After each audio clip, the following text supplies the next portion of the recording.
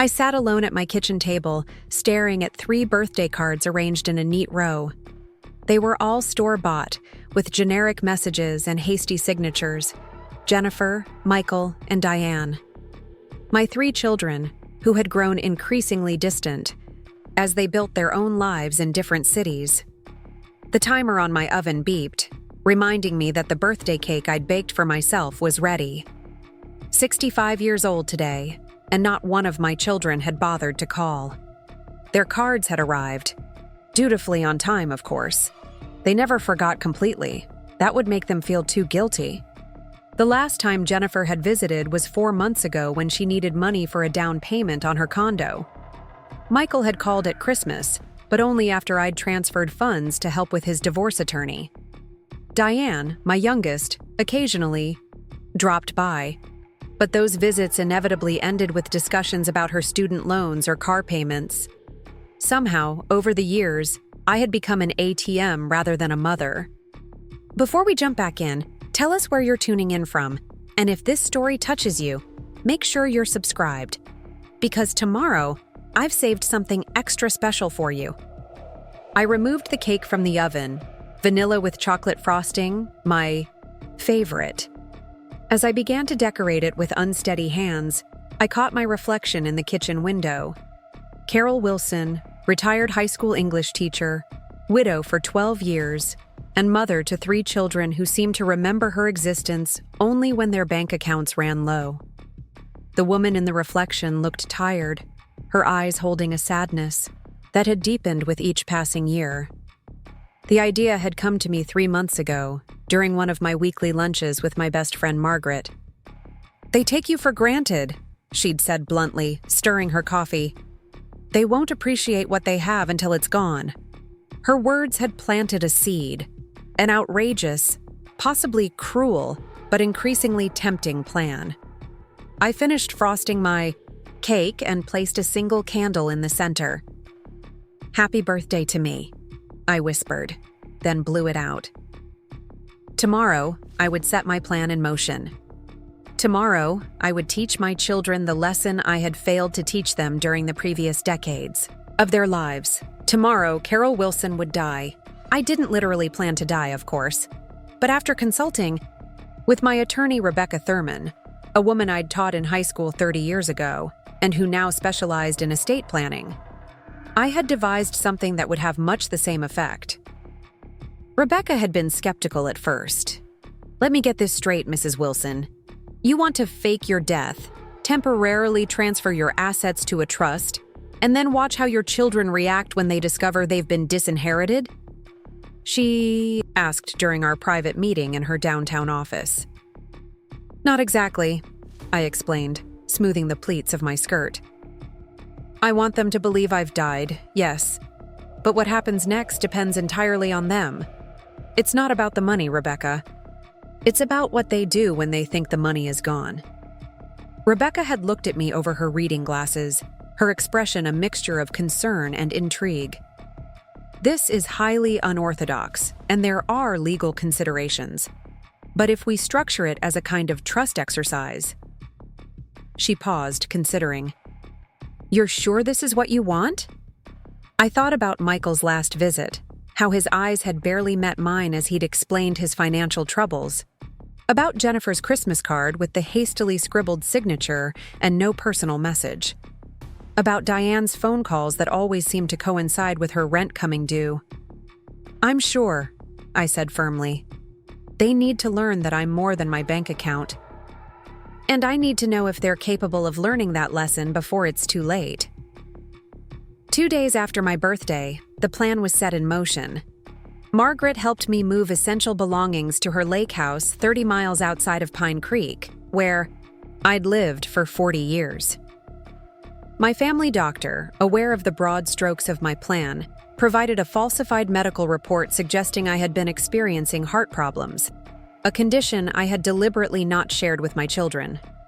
My attorney contacted a funeral home director who was willing to play along, understanding that no actual funeral services would take place. "This is the most unusual request I've had in 25 years of practice," Dr. Miller said as he handed me the medical documentation. "But I've watched how those kids of yours have treated you. Sometimes a shock is the only way to break through." On a rainy Tuesday morning, Margaret made the call to Jennifer, my oldest, who lived nearest. Her voice broke convincingly as she delivered the news that I had suffered a massive heart attack in my sleep and been found by my housekeeper. Jennifer, to her credit, sounded genuinely distraught. Within hours, all 3 of my children had booked flights to Pine Creek. I watched their arrival from Margaret's car, parked discreetly across from my modest 2-story home. They came separately, Jennifer arriving first from Chicago, her husband, Todd, in tow. Michael flew in from Seattle without his new girlfriend. Diane drove up from her apartment in a neighboring city, her eyes visibly red even from a distance. They embraced on my front porch before entering the house where Margaret, as my designated executor, waited to discuss arrangements. "They seem upset," I murmured, unexpected guilt washing over me. "Of course they're upset," Margaret replied, her tone softer than usual. "They may have taken you for granted, Carol, but they do love you. The question is whether that love runs deeper than your checkbook." The meeting at my house lasted 2 hours. According to Margaret's detailed report later that evening, all 3 children had been shocked to learn that their mother, whom they had believed reasonably comfortable financially, had apparently made some disastrous investments in her final years.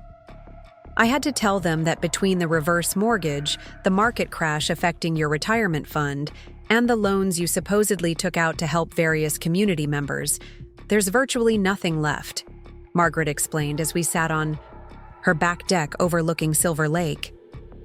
Jennifer immediately asked about the life insurance policy. Michael wanted to know about the house. Diane just kept crying. "And the letter?" I asked, referring to the handwritten note I had prepared. "To be opened during the reading of my will. Rebecca has it. They'll receive it tomorrow at her office." Margaret reached over and squeezed my hand. "Are you sure about this, Carol? It's not too late to stop." I thought about the birthday I had just spent alone, about the years of increasingly perfunctory phone calls and visits that inevitably ended with requests for money, about how none of my children had bothered to ask about my health, my happiness, or my dreams for my remaining years. "I'm sure," I said. "They need this wake-up. Call as much as I need to know the truth." The next day, I sat in Rebecca's private office, connected to her conference room by a one-way mirror, a feature usually used for allowing clients to observe their legal team at work without being present. Today, it would allow me to witness my children's reactions firsthand. They arrived together, subdued in their dark clothing.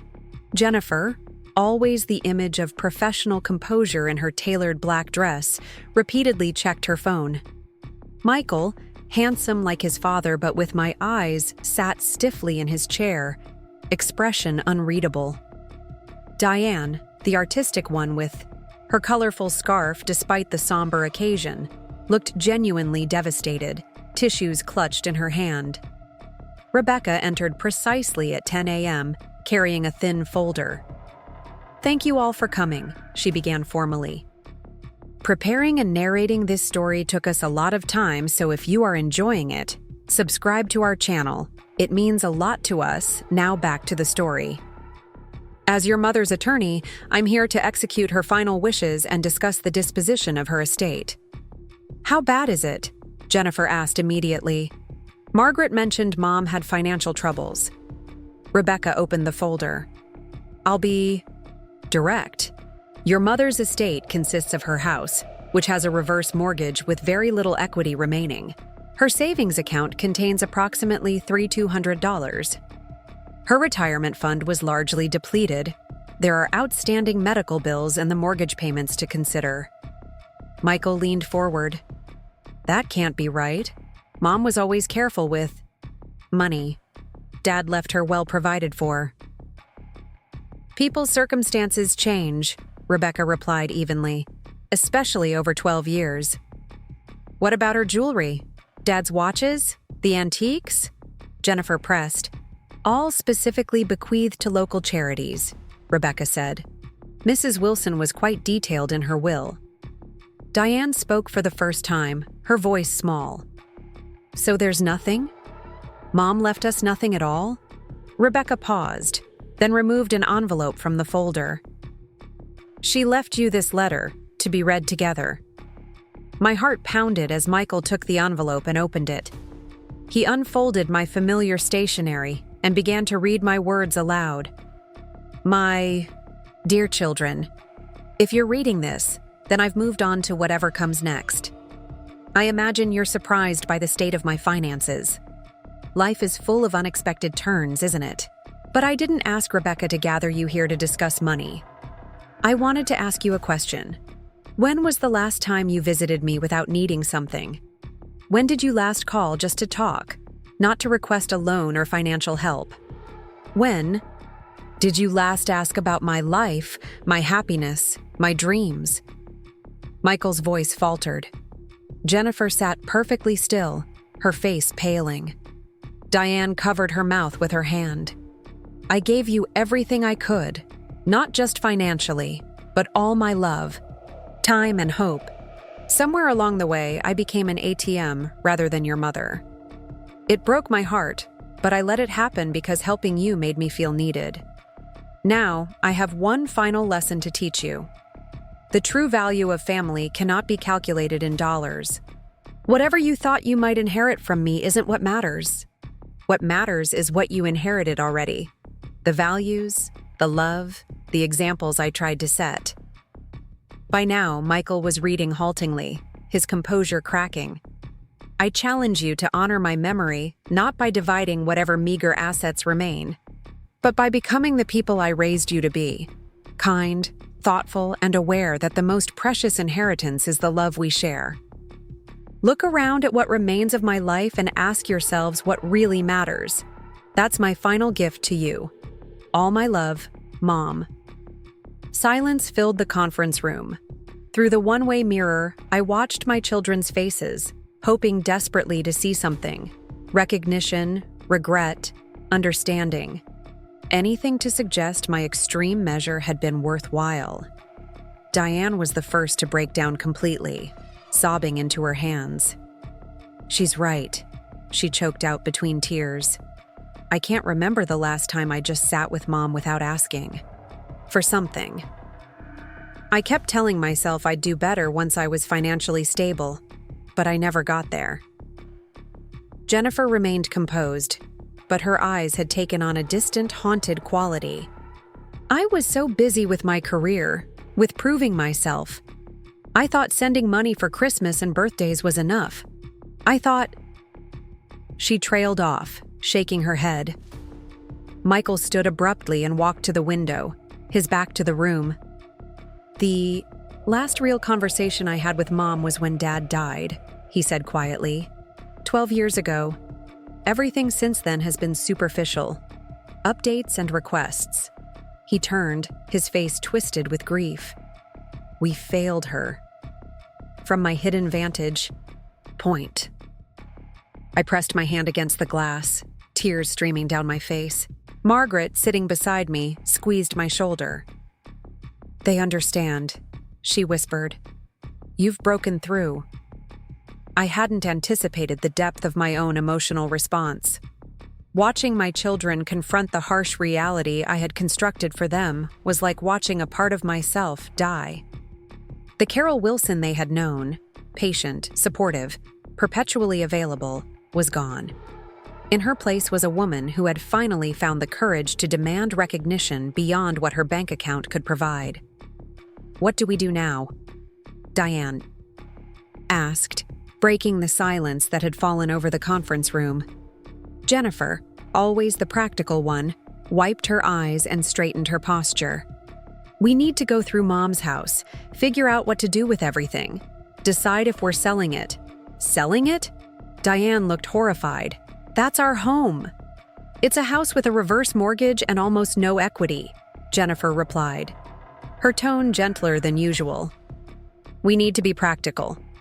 Michael rejoined them at the table, his composure somewhat restored. Before we make any decisions, I think we should do what Mom asked in her letter. Look at what remains of her life.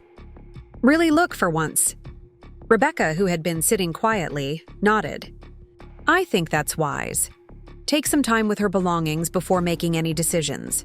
Mrs. Wilson's letter suggests she wanted you to reflect, not rush. They agreed to meet at my house that afternoon. Rebecca promised to bring the necessary paperwork regarding the house and outstanding medical bills.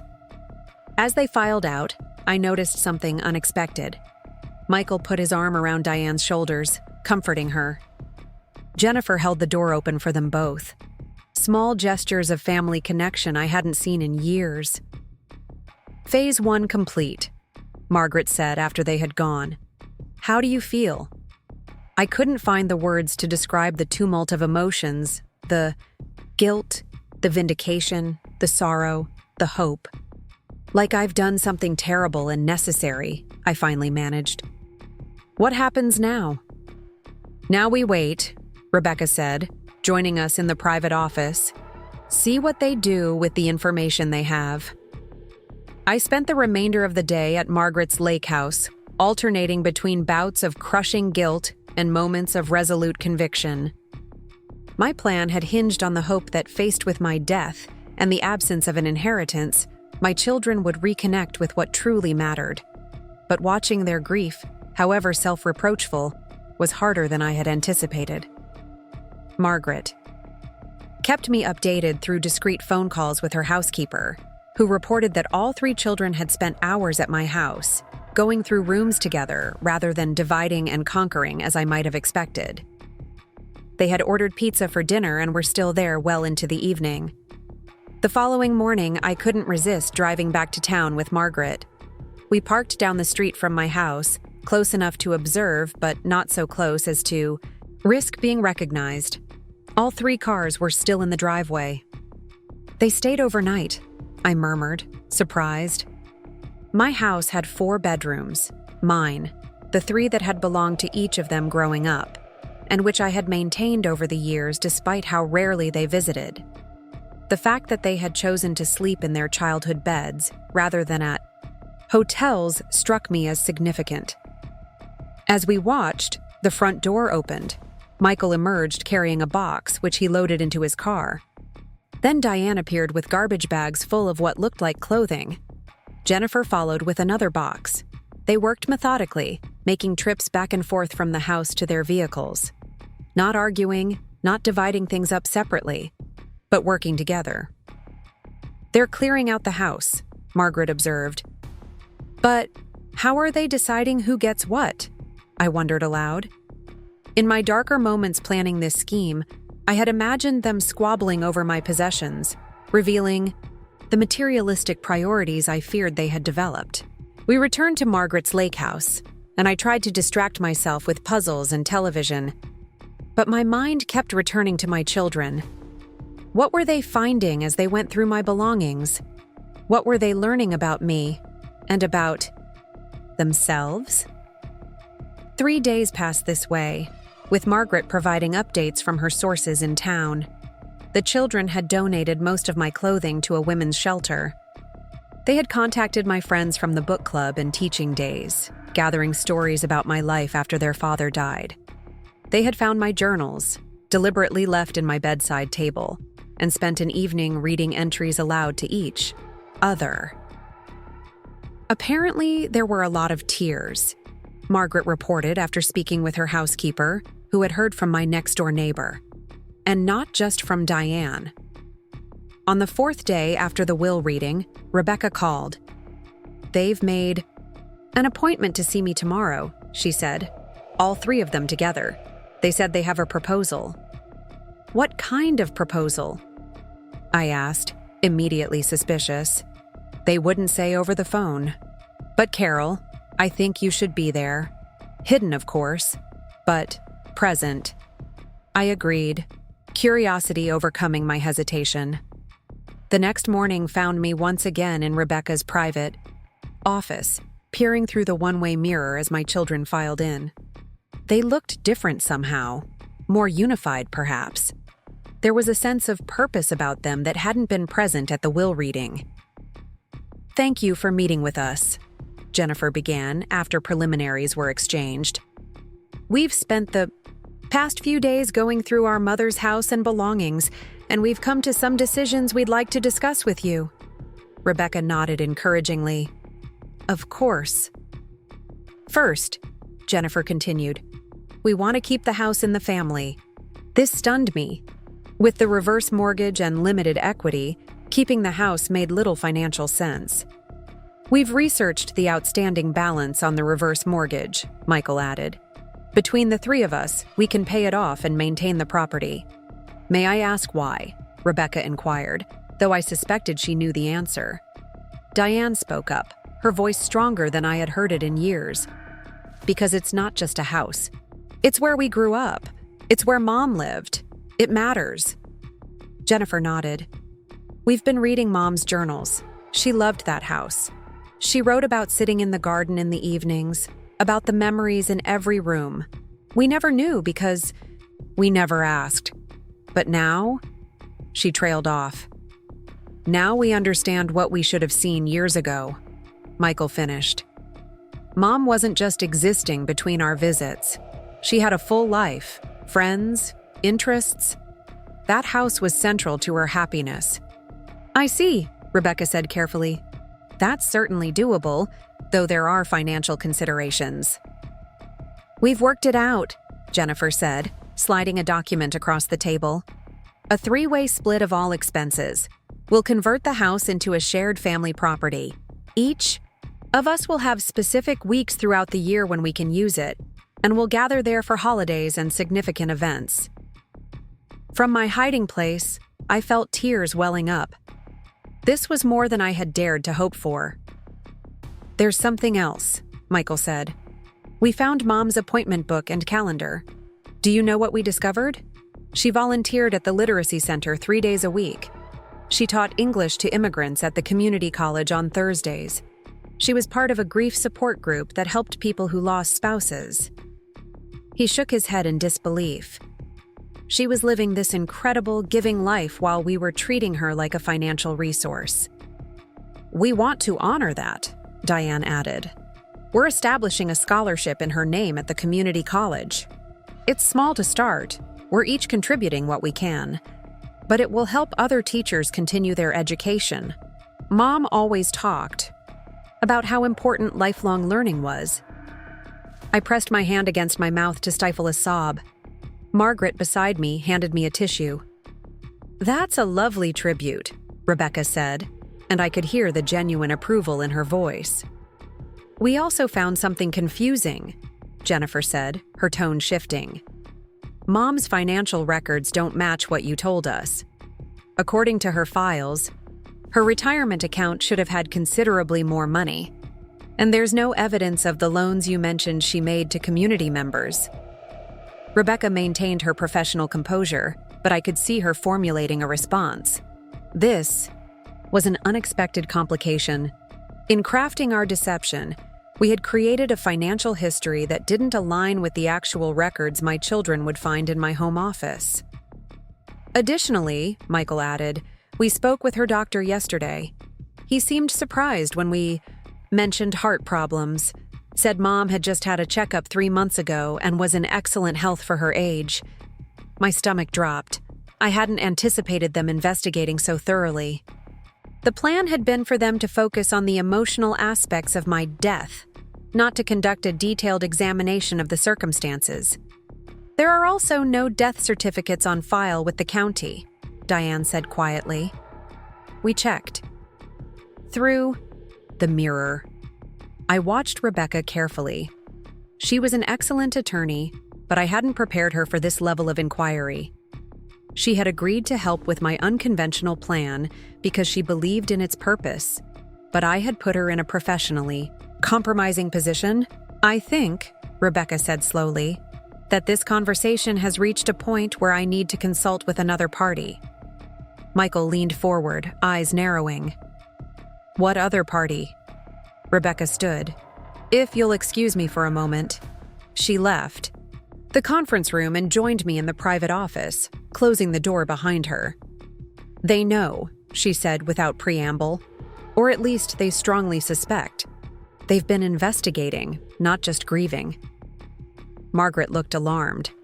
"What do we do?"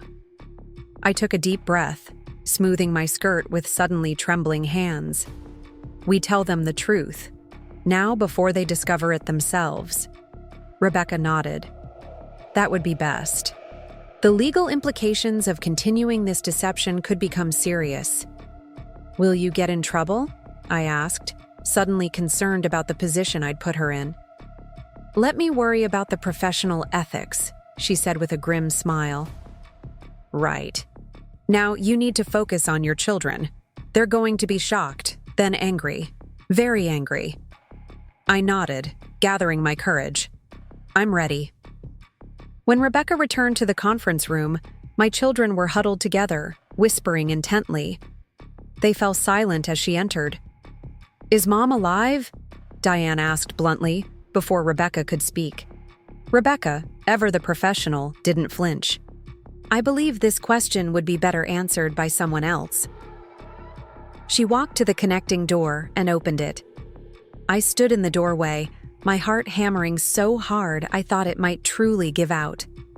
For several seconds, no one moved or spoke. Jennifer's face drained of color. Michael's jaw dropped open. Diane's eyes widened in shock. "Hello," I said, my voice barely audible even to my own ears. "Mom?" Diane whispered, as if she were seeing a ghost. I stepped into the room. "I can explain." "Explain?" Jennifer's voice rose sharply as she stood. "Explain faking your own death? Making us believe we'd lost you? Putting us through hell for... what has it been? A week? More? 9 days?" said quietly. Michael had not moved or spoken. His face had hardened into an expression I'd never seen before. Cold, evaluating, hurt beyond measure. "Why?" Diane asked, tears filling her eyes. "Why would you do this to us?" I moved to the table and sat down, my legs suddenly too weak to support me. "Because I had become invisible to you," I said simply. "All of you. I was nothing more than a financial safety net. Someone who existed to solve your problems and write checks. I needed to know if there was anything more between us than that." "So you traumatized us as some kind of test?" Jennifer demanded, her professional composure completely shattered. "Do you have any idea what we've been through this week?" "I do," I admitted. "I've been watching, listening, learning who my children really are when they think I'm gone." "That's..." Michael finally spoke, his voice low and dangerous. "That's monstrous, Mom." The word hit me like a physical blow. Monstrous. Had my desperation driven me to become a monster in my children's eyes? Perhaps it was, I acknowledged, fighting to keep my voice steady. But so is realizing that your children only visit when they need money. So is spending your birthday alone, year after year, knowing your family remembers you only when their bank accounts run low. "That's not fair," Jennifer protested. "Isn't it?" I countered. "When was the last time any of you called just to talk? Visited without asking for something? Asked about my life, my interests, my hopes for whatever time I have left?" An uncomfortable silence fell over the room. Rebecca and Margaret had tactfully withdrawn, leaving me alone with my children for this reckoning. "We've been busy," Jennifer finally said, but her voice lacked conviction. "So have I replied. "Teaching ESL classes, volunteering at the literacy center, helping at the grief support group. But you wouldn't know that, because you never asked." Michael ran his hands through his hair, a gesture so like his father it made my heart ache. "This isn't how healthy people solve relationship problems, Mom. They talk. They don't fake their deaths and manipulate their families." "I tried talking," I said, remembering countless attempts over the years. "I tried inviting you for holidays, for weekends, for simple phone calls. The response was always the same: polite deflection unless you needed something. Eventually, I stopped expecting anything else. So instead of trying harder, you just decided to traumatize us? Jennifer's anger hadn't abated, but there was something else in her expression now, a dawning recognition. I decided to shock you into seeing me, I corrected. Not just the convenient mother with the open checkbook, but the person I am. The person I've become since your father died. Diane, who had been silent, suddenly asked, "Was any of it real? The financial problems? The reverse mortgage?" "No," I admitted. "My finances are exactly as they've always been. Your father left me well provided for, and I've been careful with money all my life. And all those things we said we'd do, keeping the house, starting the scholarship, that was all based on a lie," Michael said bitterly. "The circumstances were a lie," I acknowledged, "but your responses weren't. For the first time in years, I saw you thinking about something beyond yourselves. I saw you honoring what you thought were my wishes, my values. I saw you becoming a family again, supporting each other, working together. For my benefit, not yours," Jennifer pointed out sharply. "Does that make it less real?" I asked. "Does that make the connections you rebuilt with each other less valuable?" Another silence fell, longer this time. I could see them struggling, with conflicting emotions. The relief that I was alive warring with the anger at my deception. "I read your journals," Diane finally said. "The real ones, in your bedside table. You were so lonely, Mom. Why didn't you tell us? Would it have mattered?" I asked gently. "Would it have changed anything if I had said, 'I'm lonely, please visit more?' Or would you have called once or twice out of guilt, then fallen back into the same patterns?"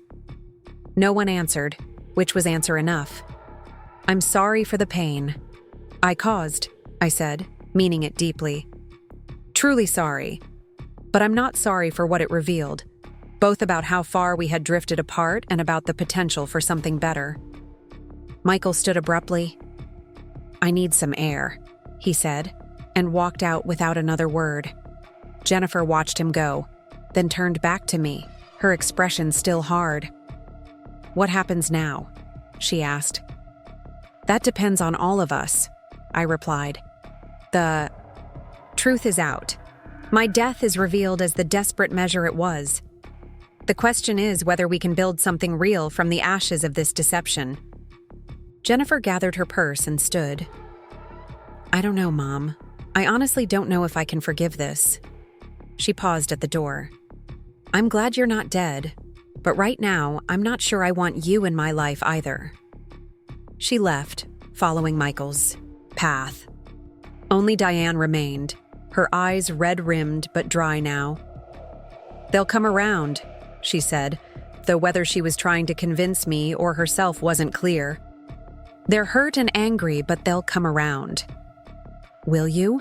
I asked, suddenly vulnerable in a way I hadn't anticipated. Diane moved around the table and, to my surprise, hugged me fiercely. "What you did was terrible," she whispered against my hair. "And manipulative and cruel, but I understand why you did it. We abandoned you long before you fake died on us." I held my youngest child, tears flowing freely now. "I'm so sorry, sweetheart." "I know," she said, pulling back to look at me. "And I need some time too. But I'll call you tomorrow, okay?" "Just to talk? Not to ask for anything?" After Diane left, Margaret and Rebecca returned to the conference room. Margaret immediately enveloped me in a hug, while Rebecca remained more reserved, her expression professional but concerned. "That went about as well as could be expected," Rebecca observed. "Which is to say, terribly," I replied, wiping my eyes. "They're in shock," Margaret said. "Give them time." "And space," Rebecca added. "They need to process this without feeling further manipulated." I nodded, suddenly exhausted beyond words. The emotional toll of the confrontation, coming after days of watching my children grieve, had drained me completely. I had gambled everything on this desperate plan, and while it had revealed truths I needed to know, it had also damaged relationships that were already fragile. "Take me home," I said to Margaret. "Not to the lake house, to my real home. It's time to start living honestly again." As Margaret drove me back to the house I had lived in for 40 years, the house where I had raised my children and mourned my husband, I watched the familiar streets pass by and wondered what would happen next. The carefully controlled scenario I had constructed had shattered, leaving all of us to navigate the pieces without a script. The next 3 weeks were the most difficult of my life. Despite Diane's promise, she didn't call the following day, or the day after. When she finally did reach out, her voice was strained, our conversation stilted. She was trying, but the shock of my deception had created a barrier between us that wouldn't easily dissolve. Jennifer maintained her silence. Through Margaret's network of friends, I learned that she had thrown herself into work, staying late at the office and avoiding conversations about family. Michael was even more remote. He had apparently told friends he needed space to reassess his relationship with his mother. The formal language was so characteristic of him that it made my heart ache with a peculiar mixture of pain and fondness. My first week back in my own home, I found myself wandering from room to room, touching objects my children had handled during their grief, photographs they had studied, books they had leafed through, mementos they had rediscovered. They had been thorough in their investigation of my life, more attentive in my supposed death than they had been during my living years. The irony wasn't lost on me. It had taken my death to make them see me as a complete person with a history, interests, and a life beyond motherhood.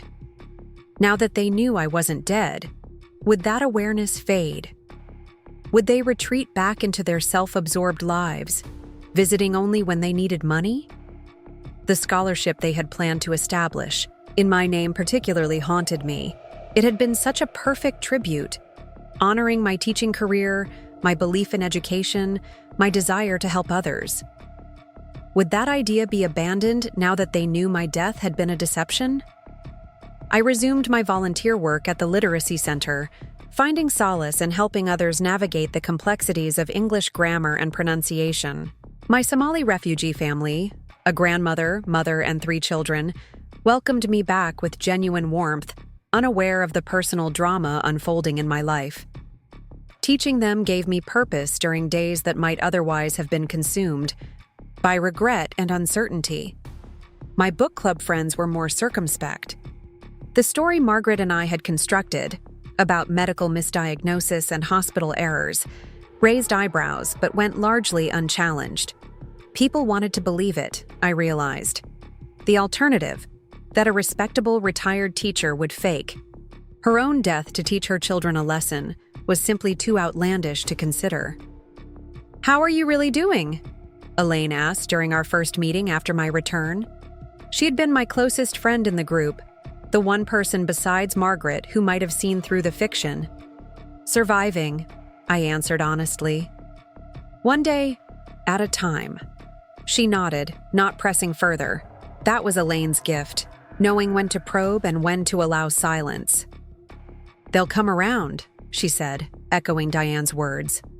"Children always do eventually." Do they? I wondered aloud.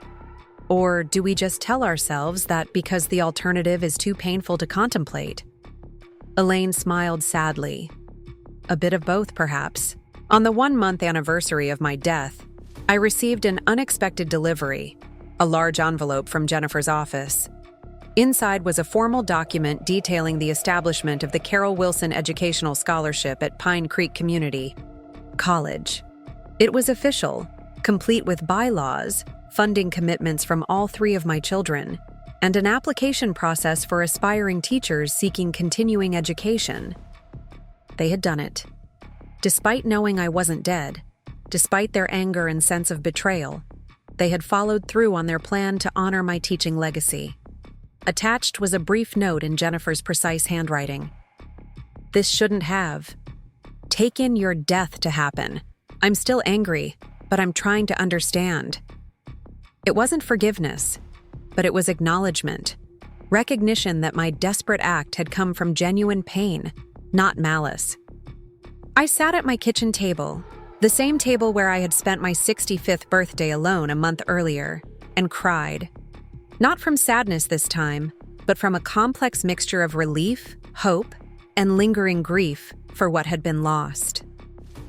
The following. Sunday, Michael called. The conversation was brief, formal, but without the cold anger that had characterized our last interaction. I've been talking to Dr. Martinez, he said, referring to his therapist, about what happened, about my role in it. I'm glad, I replied, careful not to push or assume. She thinks we should try family therapy. All four of us, with a neutral third party. Would you be willing to do that? Would I? The question seemed almost absurd. I would have done anything, had already done something extreme and potentially unforgivable to reconnect with my children on a meaningful level. Yes, I said simply. Whenever you're all ready. I'll coordinate with Jennifer and Diane, he replied, still formal but with a softening around the edges of his voice. Find a time that works for everyone. After we hung up, I sat in my garden, watching bees navigate the late summer flowers. Family therapy. It wouldn't be easy. There would be painful truths to confront on all sides, destructive patterns to identify and address, trust to rebuild gradually. But it was a path forward, a commitment to healing rather than severance. The first session was scheduled for the following Thursday evening. Margaret drove me, offering moral support on the journey to the nondescript office building downtown, where Dr. Catherine Wells maintained her practice. Remember, Margaret said as we pulled into the parking lot, this is just the beginning. Don't expect miracles today. I know, I assured her, though my racing heart betrayed my anxiety. Small steps. My children were already in the waiting room when I arrived, seated apart from each other, each engaged with their phones. They looked up as I entered, their expressions guarded but not hostile. Progress, I reminded myself. Even being in the same room was progress. Dr. Wells was a woman about my age, with silver-streaked dark hair and penetrating eyes behind stylish glasses. She welcomed us into a comfortably furnished room with enough seating for everyone to maintain their personal space while still forming a loose circle. I want to thank all of you for being here, she began after introductions. It takes courage to show up for this work, especially given the unusual circumstances that brought you to my office. Unusual circumstances, such a clinical term for the emotional hurricane we had all weathered. Before we begin, I want to establish some ground rules, Dr. Wells continued. First, we speak from our own experience using I statements. Second, we listen without interrupting. Third, we acknowledge that healing is not linear. There will be progress and setbacks. And finally, we recognize that everyone's feelings are valid, even when they're difficult to hear. We nodded our agreement to these terms, though I noticed Jennifer's tight-lipped expression. Always the skeptic, my eldest child. Carol, Dr. Wells said, turning to me, since your actions precipitated this situation, perhaps you could begin by explaining in your own words what led you to take such a dramatic step. I took a deep breath, feeling the weight of my children's attention. This wasn't like our confrontation in Rebecca's office, where shock and anger had dominated. This was a space for deliberate reflection, for articulating the feelings that had driven me to such extremes. I felt invisible, I began, my voice steadier than I expected. After your father died, I understood that you all had your own lives, your own struggles. I tried to be supportive, emotionally and financially. But somewhere along the way, the emotional support became one-sided. My role narrowed to writing checks and solving problems. When you visited or called, it was almost always because you needed something. Michael shifted uncomfortably in his seat. Diane studied her hands. Jennifer remained perfectly still, her face unreadable. I tried to talk about it, I continued. To invite you for visits that weren't crisis-driven, to participate more fully in your lives. But the pattern was set. I became lonelier, more isolated, and increasingly aware that I existed in your lives primarily as a financial resource. So you decided to fake your death? Jennifer asked, her voice sharp despite the neutral wording. Dr. Wells held up a gentle hand. Let's let Carol finish her thoughts before responding. I nodded gratefully. It wasn't a decision I made lightly. It was born of desperation, of feeling that nothing else had worked. I wanted to know if there was more to our relationship than money.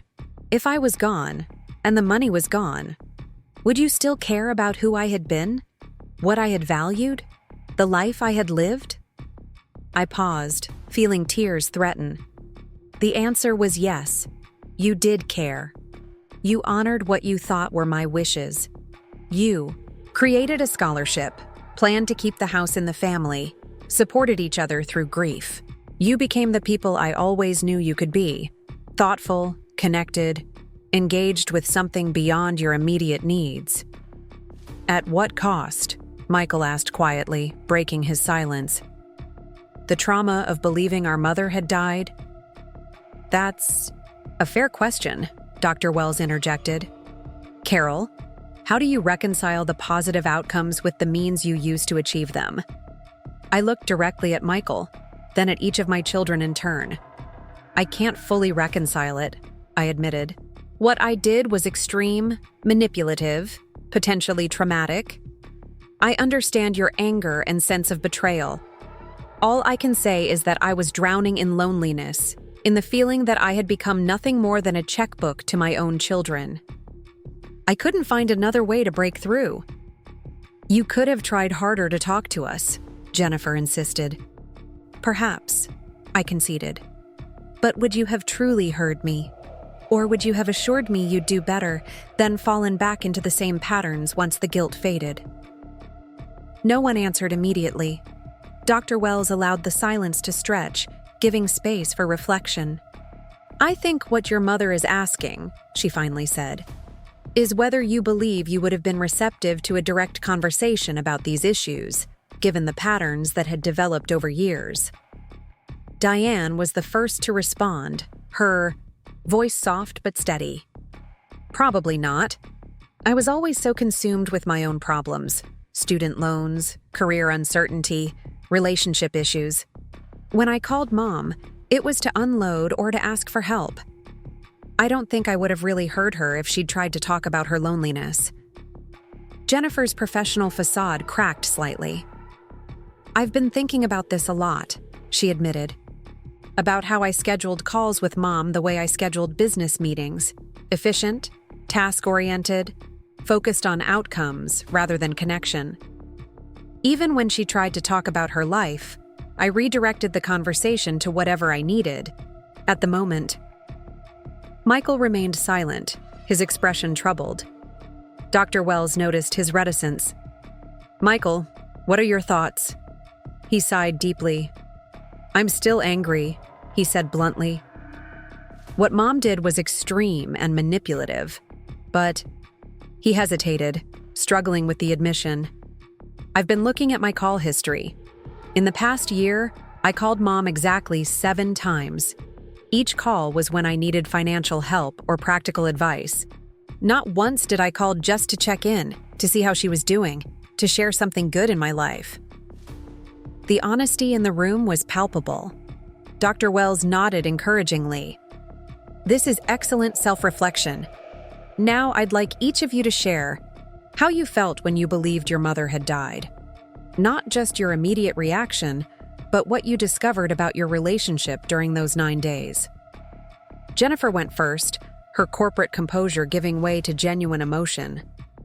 I was shocked, then guilty. As we went through Mom's house, finding her journals, her volunteer schedules, her book club notes, I realized I didn't know her at all. The woman I thought was just waiting around for our calls or visits had built a full, meaningful life that I had never bothered to ask about. It made me ashamed. Michael nodded in agreement. I felt like I'd missed an opportunity that I couldn't get back. All those years of surface-level interaction, of taking without giving back emotionally. When I thought she was gone forever, I suddenly saw all the conversations we should have had. All the times I should have just shown up without needing anything. Diane, always the most emotionally expressive of my children, wiped away tears. I felt like we'd failed her. Reading her journals, seeing her loneliness spelled out so clearly, it was devastating. We were so caught up in our own lives that we didn't see her struggling.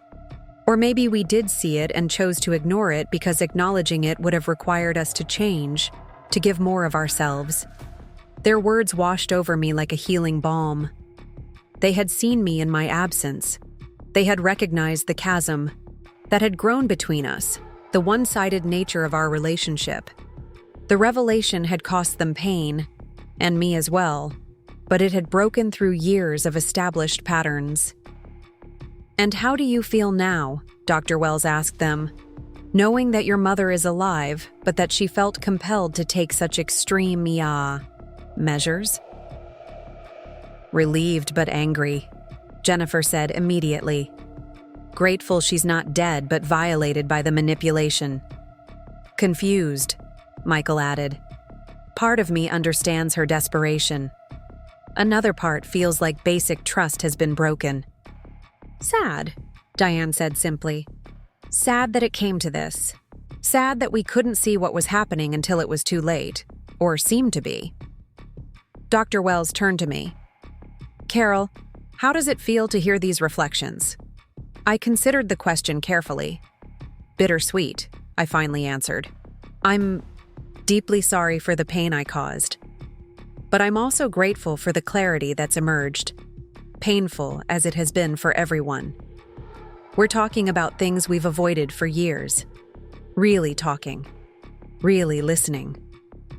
The session continued for another hour, each of us sharing perspectives, acknowledging hurts, exploring the patterns that had led to my desperate act.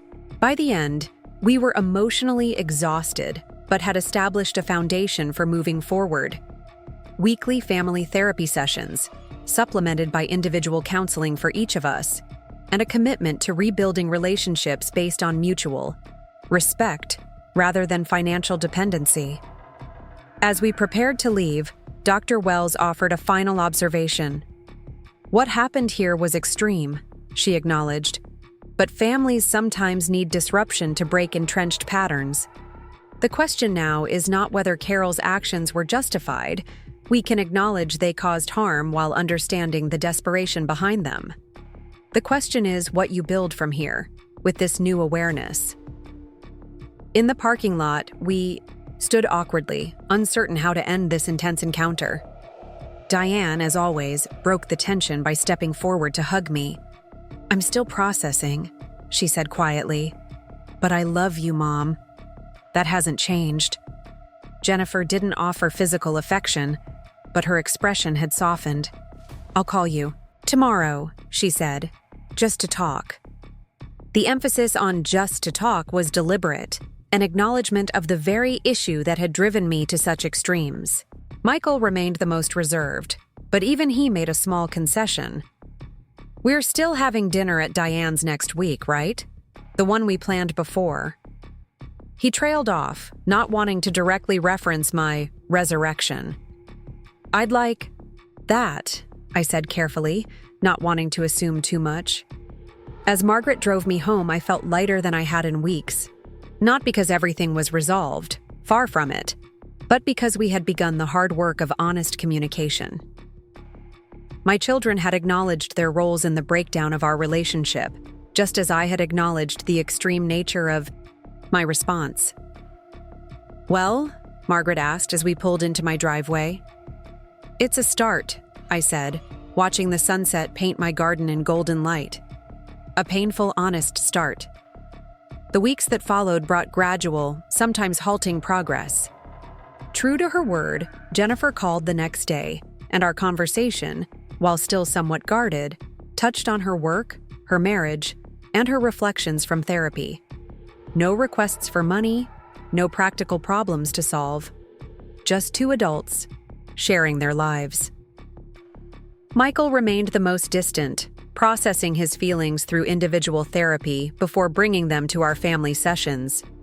But even he made efforts, sending me articles he thought I'd find interesting, asking about my volunteer work at the literacy center, making small connections that acknowledged my existence beyond my maternal role. Diane, always the most emotionally available of my children, threw herself into rebuilding our relationship with characteristic intensity. She invited me to her art studio, sharing her creative process in a way she never had before. "I always thought you wouldn't be interested," she admitted. "That seems so silly now." 6 weeks after our first therapy session, we gathered for dinner at my house. The first time all 4 of us had been together in my home since the revelation of my deception. I had prepared all their childhood favorites: pot roast with root vegetables, homemade rolls, apple pie with vanilla ice cream. Comfort food for a still uncomfortable situation. The conversation was stilted at first, everyone hyper-aware of the emotional undercurrents. But as the meal progressed, something shifted. Jennifer shared a story about her early teaching days that I had never heard before. Michael talked about his therapy breakthroughs without self-consciousness. Diane revealed her plans to submit work to a prestigious gallery exhibition. And I listened, really listened, without offering solutions or financial assistance, honoring their journeys as independent adults while still remaining emotionally connected. After dinner, as we lingered over coffee in the living room, Jennifer suddenly said, "We're still going forward with the scholarship, by the way. The Carol Wilson Educational Scholarship. The first recipient will be announced next month." "Really?" I asked, surprised and touched. "Even though I'm not actually dead?" "Especially because you're not dead," Michael replied, his voice gentler than it had been in weeks. "Now you can be there when they announce it. See the impact firsthand." "We've also been talking about the house," Diane added, glancing at her siblings for confirmation. "We still want to keep it in the family, even though there's no financial necessity now. It's our home, our history." "What we were thinking," Jennifer continued, "is that we'd still contribute to maintaining it. Not because you need the money, but as a commitment to shared responsibility. And we'd still use it as a gathering place for holidays, regular family weekends, things like that." "A family home," I murmured. "Not just my house that you visit occasionally." "Exactly," Michael nodded. "We were thinking about setting up a schedule, making sure someone is here at least once a month. Not just for your benefit, but for all of us. To stay connected, to maintain the family bonds." As they outlined their plans, practical, detailed, but infused with genuine care, I felt a profound shift in our family dynamic. They weren't describing obligation or guilt-driven attention. They were creating a framework for authentic connection, one that acknowledged both our familial bonds and our individual lives. "This is what I hoped for," I admitted, my voice catching. "Not the trauma I caused. I'll always regret that. But this awareness, this commitment to being a real family, not just people connected by DNA and financial dependency." "It shouldn't have taken your death to get us here," Jennifer acknowledged, using air quotes around the word death with a hint of dark humor. "But now that we are here, I don't want to go back to how things were before." "None of us do," Diane affirmed, and even Michael nodded his agreement. That evening, after they had gone, with real hugs and promises to call soon, I sat in my garden as twilight deepened around me. The roses were fading with the approach of autumn, but the late-season flowers were still vibrant, tenacious in the face of changing seasons. Like our family, I thought, weathering a significant disruption, but finding new ways to bloom. My extreme act, the fake death that had shattered their complacency and my isolation, would always be part of our family story now. A dramatic, painful chapter that none of us would forget. But perhaps not the defining chapter. Perhaps instead, it would be remembered as the catalyst that transformed surface-level connections into something deeper, more authentic, more mutually sustaining. The months that followed brought both challenges and rewards. There were difficult therapy sessions where old hurts resurfaced, moments of backsliding into established patterns, days when the trust damaged by my deception seemed impossible to rebuild. But there were also breakthroughs. Michael calling just to share good news at work, Jennifer inviting me to her home for a weekend with no agenda beyond spending time together, Diane asking for my perspective on her art without needing financial support. By the time my 66th birthday arrived, the transformation was undeniable. Instead of spending the day alone with store-bought cards and silence, I found myself surrounded by my children in my garden, a homemade cake on the table, thoughtful, gifts that reflected their growing knowledge of who I really was, books I'd been wanting to read, art supplies for the painting class I'd recently joined, a beautiful scarf from a local weaver Jennifer had discovered. "Make a wish, Mom," Diane urged as I prepared to blow out the candles. I looked at their faces, open, engaged, present in a way they hadn't been for years, and realized I didn't need to wish for anything. What I had desperately wanted, what had driven me to such an extreme measure, was already here. Genuine connection. With my children based on mutual respect and interest, not financial dependency. I blew out the candles to their applause, keeping my non-wish to myself. Some things are too precious, too hard-won, to risk by speaking them aloud. Later that evening, after Jennifer and Michael had gone, Diane lingered, helping me wash dishes and put away leftovers. "You know," she said thoughtfully, drying a wine glass with careful attention, "I've been thinking about that letter you wrote, the one Michael read at the will reading." "What about it?" I asked, curious about what aspect of that painful moment had stayed with her. "You asked when was the last time we visited without needing something. When we last called just to talk, not to request help. When we last asked about your life, your happiness, your dreams." She set the glass down, with deliberate care. Those were exactly the right questions. They cut straight to the heart of what had gone wrong between us. I nodded, remembering the words I had agonized over, trying to convey my loneliness without sounding accusatory, my hurt without inducing only guilt. "I wonder," Diane continued, "if we would have heard those questions if you'd just said them, directly. If you'd sat us down and laid it out plainly, without the shock of believing you were gone forever."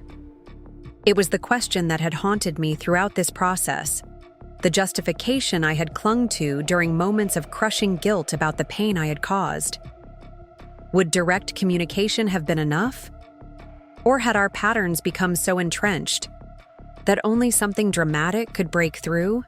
The final week of my teaching course coincided with a surprise development. Jennifer's water broke 2 weeks earlier than expected. I was in the middle of a class session when Todd called, his normally composed voice pitched with excitement and anxiety.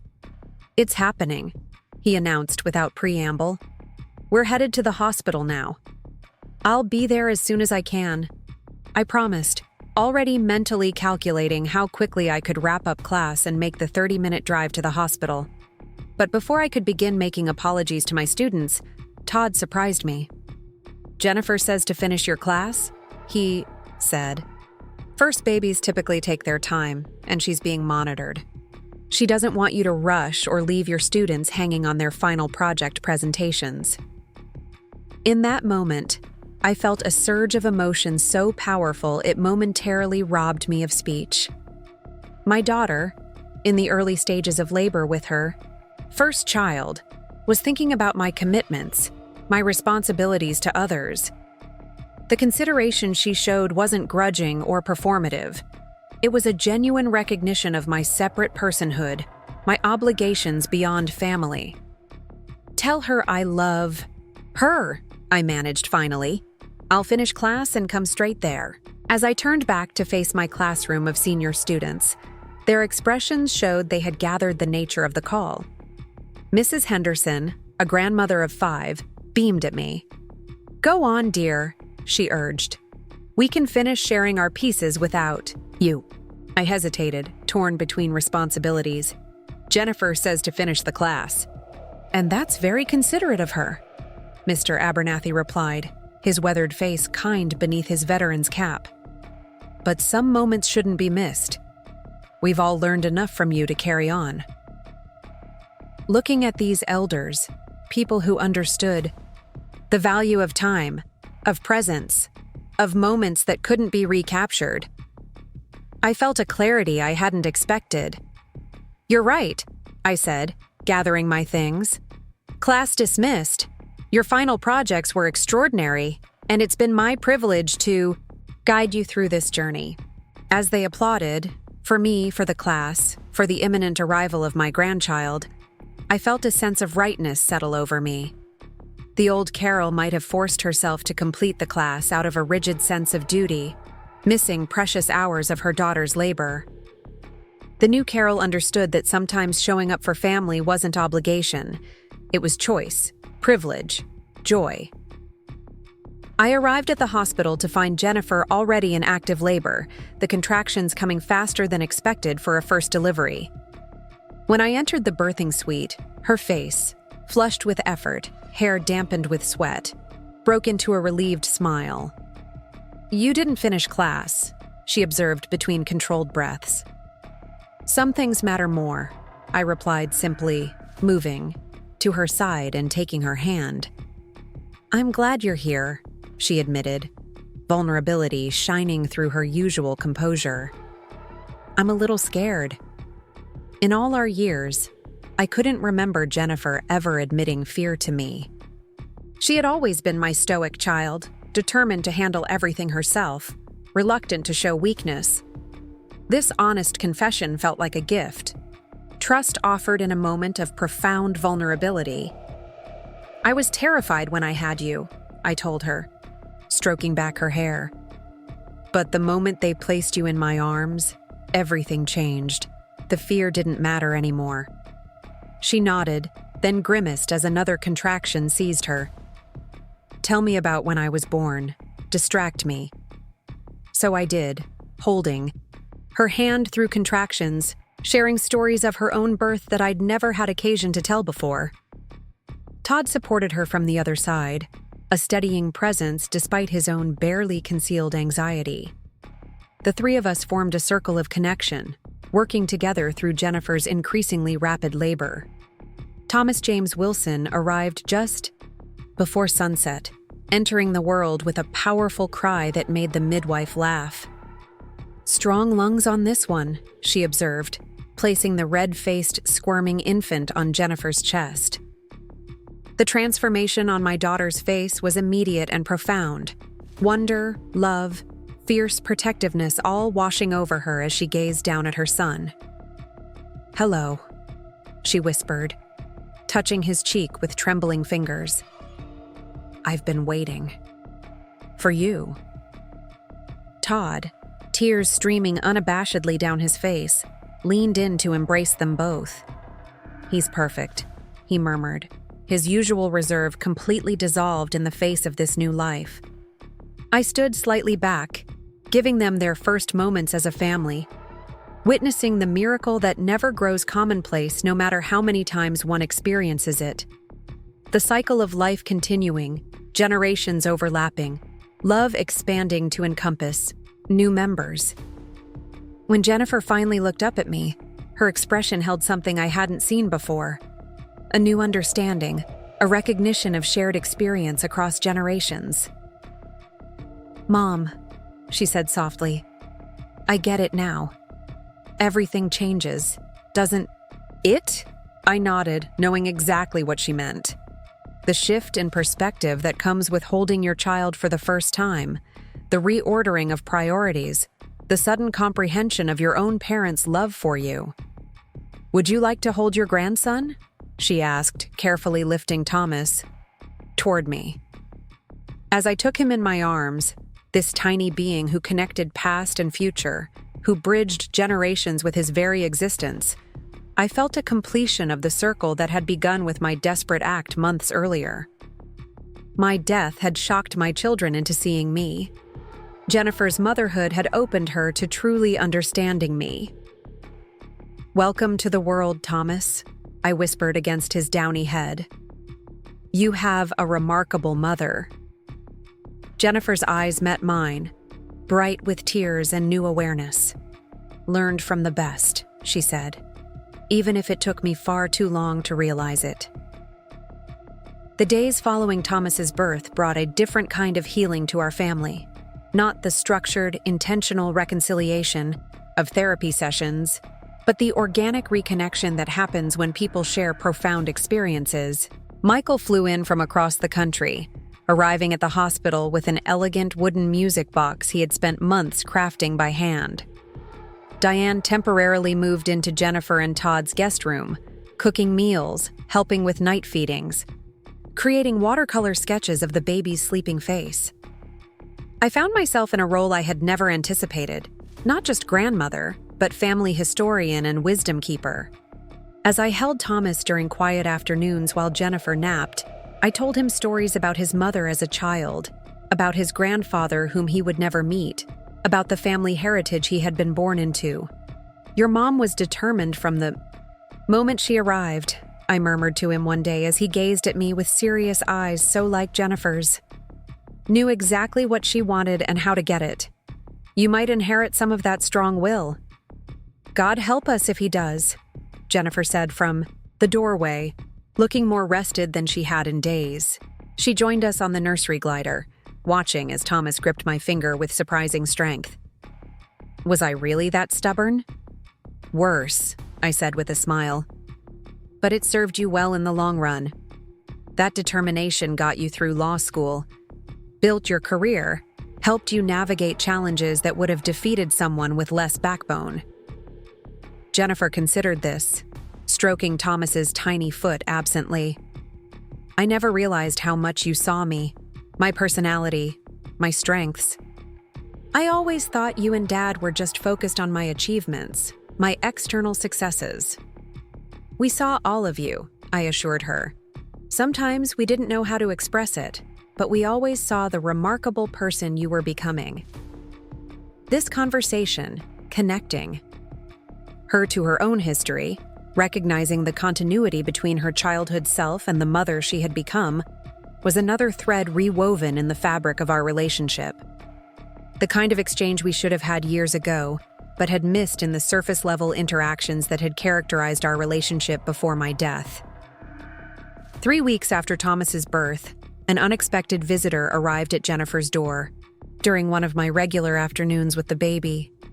I opened it to find Dr. Wells, our family therapist, standing on the porch with a small gift bag in hand.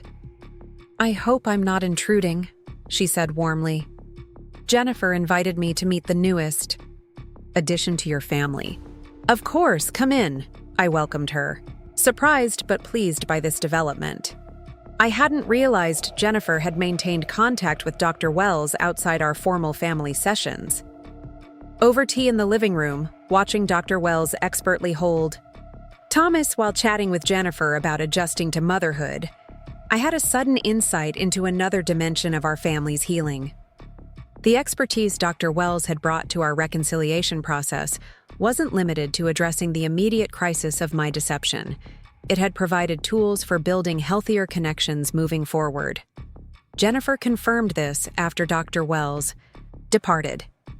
"I've been seeing her individually," she admitted, settling Thomas into his bassinet. At first, to process my anger about what happened, but then there were other things I needed to work through. My perfectionism, my difficulty asking for help, my tendency to measure relationships by productivity rather than connection. "That sounds familiar," I said, thinking of my own similar tendencies. I know, Jennifer replied with a small smile. I'm more like you than either of us realized. That's part of what Dr. Wells has helped me see, the patterns we inherit, the unconscious ways we replicate family dynamics. Her insight, the self-awareness that allowed her to recognize inherited traits without defensiveness, showed a maturity I hadn't fully appreciated before. Jennifer wasn't just rebuilding her relationship with me. She was examining her own patterns, taking responsibility for her role in our family dynamic. Thomas is giving me motivation to do better, she continued, gazing at her sleeping son. I don't want him to grow up feeling he only matters for what he achieves or provides. I want him to know he's valued simply for being himself. Her words echoed the very yearning that had driven me to my desperate deception, the desire to be seen and valued beyond utility, beyond provision, as a complete person worthy of attention and care. That my daughter now articulated this same desire for her son represented a profound shift in our family's emotional intelligence. The spring after Thomas's birth brought more developments in our evolving family landscape. Michael announced he was transferring to a position closer to home, not in Pine Creek itself, but in a city just an hour away, close enough for regular visits without sacrificing his career trajectory. This past year has changed my perspective, he explained during a family dinner at my home. I've realized what I was missing by maintaining so much distance, not just physical, but emotional. His decision reflected the deliberate, thoughtful approach he brought to all aspects of life, weighing options, considering consequences, making choices aligned with his values. It wasn't an impulsive reaction to recent events, but a considered recalibration of priorities. Diane's artistic career took an unexpected turn when she was invited to participate in a prestigious residency program in New Mexico. The opportunity represented significant professional advancement, but would require her to be away for 3 months, a prospect that clearly filled her with both excitement and hesitation. I'm torn, she confessed during one of our garden sessions. This could be transformative for my work, but everything with the family is finally in a good place. I don't want to disrupt that. Her concern touched me deeply. This fear that physical absence might undermine the emotional presence we had worked so hard to establish. In the past, I might have urged her to prioritize family proximity over professional development, subtly reinforcing the very patterns we were trying to break. You should go, I said instead, gently but firmly. The connections we've rebuilt aren't dependent on constant physical presence. They're stronger than that now. You're sure? She asked, studying my face for signs of hidden disappointment. You won't feel abandoned? Absolutely sure, I assured her. Your success and growth bring me joy. That doesn't change whether you're pursuing them here or in New Mexico. Her relief was palpable, not just at my approval, which she didn't actually need, but at the freedom to pursue her own path without sacrificing family connection.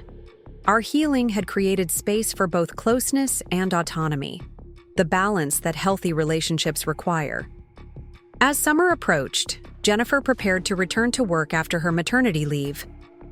When she tentatively asked if I would consider providing childcare for Thomas 2 days a week, I felt a complex mixture of emotions, joy at being trusted with this precious responsibility, caution about maintaining appropriate boundaries, concern about balancing my own activities with family obligations. I'd love to, I told her sincerely, but let's be clear about expectations. I want to be Thomas's grandmother, not his babysitter or surrogate parent. Jennifer nodded immediately, understanding the distinction. That's exactly what we want too. We're asking because we want him to have that special relationship with you, not just for convenient childcare. And we completely respect that you have your own life and commitments. We established a schedule that honored both my deep commitment to Thomas and my personal pursuits, volunteer work, teaching, social connections. The arrangement reflected our new family paradigm: mutual respect, clear communication, recognition of each other's complete personhood beyond family roles. On Thomas's 6-month birthday, we gathered at Jennifer and Todd's home for a small celebration. Michael drove down from his new apartment an hour away, and Diane participated via video call from New Mexico, her face suntanned and beaming from the tablet propped on the dining table. As we shared a meal together, physically present or virtually, connected. I looked around at my family with a sense of wonder at the transformation we had undergone. From the desperate isolation that had driven me to fake my death to this moment of genuine connection and mutual respect, it had been an extraordinary journey, painful, but ultimately healing. "I'd like to propose a toast," Michael said unexpectedly, raising his glass. "To Mom, whose extreme wake-up call forced us to see what we were missing, and to all of us for doing the hard work of rebuilding something worth having. To Family," Jennifer added, her free arm cradling Thomas against her shoulder. "Not the kind that shows up out of obligation, but the kind that chooses to be present, to see each other clearly, to grow together." "To Truth," Diane chimed in. From the tablet screen, her voice slightly delayed, but her sentiment perfectly aligned. "Even when it comes wrapped in dramatic packages." Their words, acknowledging both the traumatic catalyst of our transformation and the valuable outcome, brought tears to my eyes. We had navigated territory few families ever traverse, emerging with deeper understanding, stronger connections, and genuine appreciation for each other. After dinner, as we relaxed in the living room, Jennifer brought out a leather-bound album I hadn't seen before. "We've been working on something," she said, placing it in my hands. "All three of us." I opened the cover to find photographs, not recent ones of Thomas or family gatherings, but older images carefully preserved from throughout my life. My college graduation, my wedding day with Thomas's father, moments from my teaching career, recent pictures from my volunteer work. Each was accompanied by handwritten notes from my children, observations and appreciations about the woman I was beyond being their mother. "We realized we didn't really know your story," Michael explained as I turned the pages with trembling hands. "We knew fragments, the parts that directly involved us, but not the whole narrative of your life. So we did some investigating," Diane added through the tablet. "Talking to your friends, colleagues, looking through old photographs, learning about the person you were and are outside of your relationship with us. It was, I realized, the exact process they had gone through during the days they believed I was dead, discovering the full person through artifacts, memories, external perspectives. But this time, they had done it deliberately, consciously, as an act of love rather than grief. This is..." I struggled for words, overwhelmed by the thoughtfulness of the gift. "This means more than I can express." "It's not finished," Jennifer said, pointing to blank pages at the back of the album. "There's space for new chapters, new experiences. Your story is still unfolding, Mom. We want to witness it, not just the parts that intersect with our needs." Her words, so directly addressing the very issue that had driven me to my desperate act, struck me with particular force. They had understood, truly understood. Not just intellectually, but deeply enough to translate that understanding into this tangible recognition of my ongoing personhood. The evening ended with comfortable conversation, plans for Diane's return visit, discussions of Michael's new apartment, updates on Thomas's developmental milestones. As I prepared to leave, Jennifer walked me to my car, Thomas drowsing against her shoulder in the soft summer twilight. "I've been meaning to tell you something," she said, her voice reflective in the gathering darkness. "Having Thomas has made me understand what you did in a completely different way." I waited, uncertain where this was heading. "Becoming a mother?" she continued.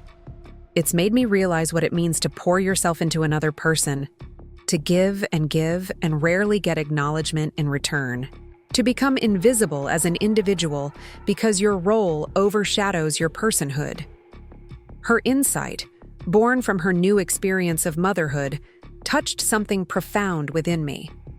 My daughter was seeing me not just as her mother, but as a woman who had experienced the particular pain of being unseen by her own children.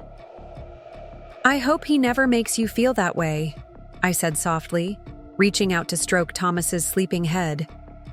"If he starts to," Jennifer replied with a small smile, "I'll have you to show me a better path.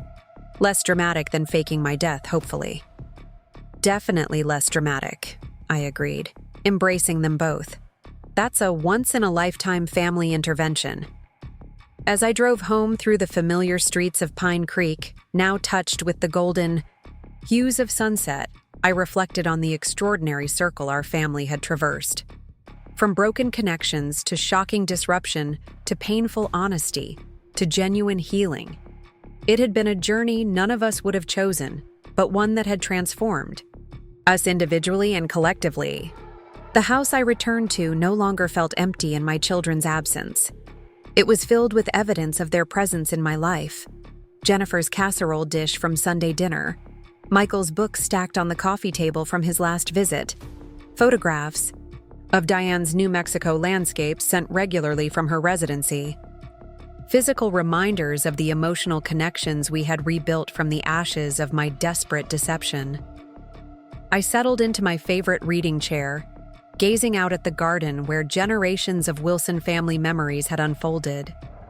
The roses my husband had planted decades earlier continued to bloom, tended now not just by my hands but occasionally by my children's as well.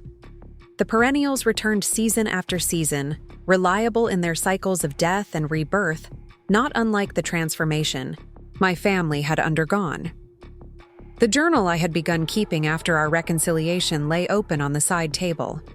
Unlike my earlier journals, private repositories of unspoken feelings, this one documented our family's healing journey with the intention of sharing it someday, perhaps with Thomas when he was old enough to understand the complex history of the family he had been born into. I picked up my pen and began to write, capturing the evening's events, the significance of the album my children had created, the depth of Jennifer's newfound understanding through motherhood. As the words flowed onto the page, I felt a sense of completion, not of our family's journey, which would continue evolving, but of the particular chapter that had begun with my desperate act of self-erasure. We had moved beyond the crisis that catalyzed our transformation, beyond the structured interventions of therapy, beyond the careful rebuilding of basic trust. We had arrived at something authentic and sustainable, a family connected by choice and effort rather than mere biology or financial dependency. As summer gave way to autumn, bringing cooler temperatures and the gradual transformation of leaves, our family continued to evolve and deepen our connections. Thomas grew with astonishing speed, developing his own personality. Jennifer's determination combined with a sunny disposition that reminded me of his grandfather in his younger days. The scheduled 2 days of grandmother care became the highlight of my week. Not because they fulfilled some stereotypical grandmother role, but because they allowed me to build a relationship with Thomas from the beginning. A relationship unencumbered by the complex history I shared with his mother, a fresh start with generations of wisdom to inform it. "He has your expressions," Jennifer observed one evening when she came to collect him. "That little frown of concentration. When he's figuring something out, it's exactly like yours." Her observation, this recognition of genetic continuity, of traits passed through generations, touched me deeply. There was something profound about being seen in my grandson, about Jennifer noticing these connections that linked past to present, to future. Diane returned from her New Mexico residency in early October, bringing with her a new clarity about her artistic direction and a series of desert landscapes that captured the stark beauty of the Southwest. Her homecoming coincided with a gallery opening in the city, where her work was featured prominently. As we gathered to support her, Michael driving in for the weekend, Jennifer and Todd hiring their first babysitter for Thomas, I was struck by how naturally we had incorporated individual achievement into our family narrative. No longer were Personal successes seen as competing with family connection. They were celebrated as integral parts of our collective story. "Your work has evolved," I told Diane as we stood before a particularly striking canvas, the desert sunset captured in layers of amber and violet. "There's a new confidence in these pieces." "The residency changed me," she acknowledged. "Being away from everything familiar forced me to trust my own vision, my own voice. But knowing I had a solid foundation to return to, that made the risk possible." Her insight perfectly captured the balance we had finally achieved as a family: enough security to venture out, enough freedom to return authentically. The stable base that allowed for exploration rather than restricting it. Michael's approach to our evolving family dynamic reflected his analytical nature. He had researched intergenerational family patterns, sharing articles and books that illuminated the unconscious ways we replicate or reject our upbringing. "I think what happened with us," he explained during one particularly deep conversation, "was that after Dad died, we all reverted to functional roles rather than emotional ones. You became the provider, the practical support. We became the recipients, the occasional visitors. The deeper connections got lost in the transaction." His framing, precise, insightful, without accusation, helped us all see the patterns more clearly. Not as malicious neglect on their part or martyrdom on mine, but as an unconscious simplification of complex family relationships into practical exchanges. "The fake death forced us out of those roles," he continued. "We couldn't relate to you as a resource anymore because we thought you were gone. We had to engage with your memory, your full personhood, your legacy beyond what you could provide. For us." "And then when it turned out I wasn't actually dead," I added, seeing the trajectory clearly, "you couldn't go back to the old patterns. You'd already begun to see me differently." He nodded, satisfied with this understanding. "Exactly. Extreme? Yes. Manipulative? Arguably. Effective? Undeniably." His clinical assessment made me laugh, breaking the seriousness of the moment. "Well, when you put it that way, how could I regret it?" As winter approached, bringing with it the holiday season, we faced another test of our rebuilt family connections. Jennifer and Todd were considering visiting his parents in Colorado for Christmas, their first as grandparents to Thomas, who was now crawling and developing his own distinct personality. "We'd be gone for a week," Jennifer explained during a family dinner at my house. "Todd's parents haven't met Thomas yet, and they're getting older. In the past, this decision might have been fraught with guilt and unexpressed expectations. I might have subtly indicated my disappointment, making Jennifer feel torn between competing family obligations. But our journey had taught us the importance of honest communication and respect for separate relationships." "That sounds perfect," I said sincerely. "Perhaps we could celebrate together before you leave, or after you return. The actual date doesn't matter as much as the connection." The relief on Jennifer's face was evident, this freedom to honor multiple family bonds without sacrificing any of them, to navigate competing commitments without guilt or resentment. "Actually," Michael suggested, "what if we all gathered for winter solstice instead? It's a few days before Christmas, which works with Jennifer and Todd's travel plans, and it has its own traditions we could incorporate." His suggestion, creative, practical, inclusive, reflected the problem-solving approach our family had developed. Not rigid adherence to convention, not resentful compromise, but flexible adaptation that honored everyone's needs and circumstances. So it was that on December 21st, we gathered at my home for our first winter solstice celebration. Diane had researched traditional observances, decorating the house with evergreen boughs and candles to symbolize light returning to darkness. Michael prepared mulled wine from his grandmother's recipe, filling the house with the scents of cinnamon and cloves. Jennifer and Todd brought Thomas, now nearly 10 months old and curious about everything, especially the twinkling lights. As we shared a meal together in the soft glow of candlelight, I looked around at my family with a sense of profound gratitude, not just for their presence, but for the quality of that presence. Engaged, authentic, mutually respectful. The painful journey we had traversed had led us to this moment of genuine connection, of family redefined and recommitted. "I'd like to propose a tradition," I said as we lingered over dessert. "Something to mark the return of light after darkness, which seems fitting given our family's journey." They listened attentively as I explained my idea. Each of us would share one insight gained during the year of darkness and one hope for the year of returning light. Not achievements or material goals, but internal growth and aspirations for our shared connections. Michael went first, thoughtful as always. "My insight from the darkness. I learned that emotional distance doesn't actually protect you from pain. It just prevents you from experiencing the fullness of connection. My hope for the light. To continue developing the capacity for genuine presence, not just physical, but emotional." Diane followed, her artistic spirit evident in her reflection. "From the darkness, I discovered that creativity flourishes when rooted in authentic relationships.